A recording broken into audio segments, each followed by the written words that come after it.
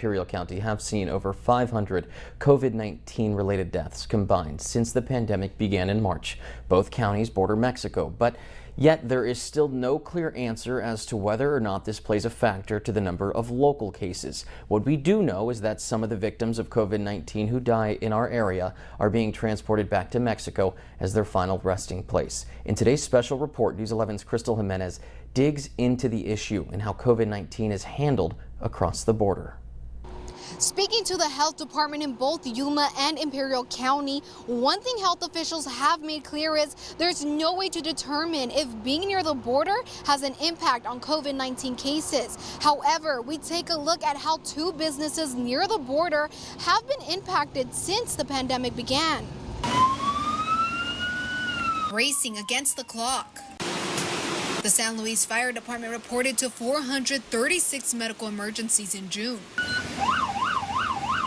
103 of those calls, personnel geared up in their PPE and reported to the San Luis port of entry. Somebody calls us for an EMS call, somebody dials 911, and we do end up going to the border, we're going to transport them to the hospital. We don't refuse anybody to say they're American citizens living in Mexico, or they're just went to go get treatment in Mexico, but then they decided to come down to the United States.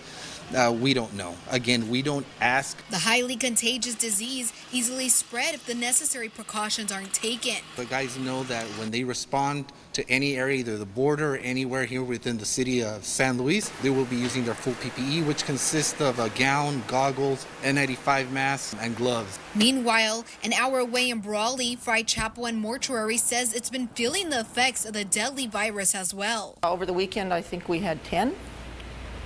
We had 5 last night. Business has nearly tripled, with 90% of the deaths the mortuary is handling due to COVID-19.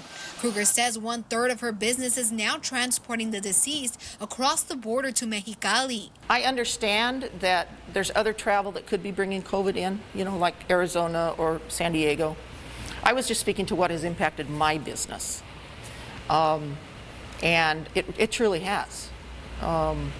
Because I can tell, because we're shipping so many back. Forcing the crematory to purchase 3 more refrigeration units to store bodies. For Yuma Mortuary and Crematory, this is also the case, as they reported 50% of those who have died from COVID are being transported across the border to San Luis, Mexico.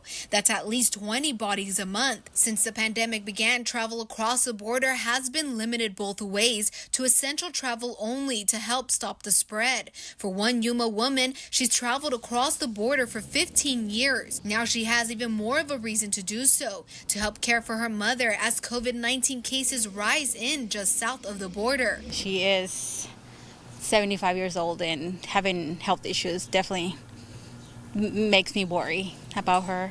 Jeffcoat's still taking precautions so she doesn't bring the virus back home. So far, I've been healthy. I haven't brought anything back with me. I just feel it's crazy everywhere.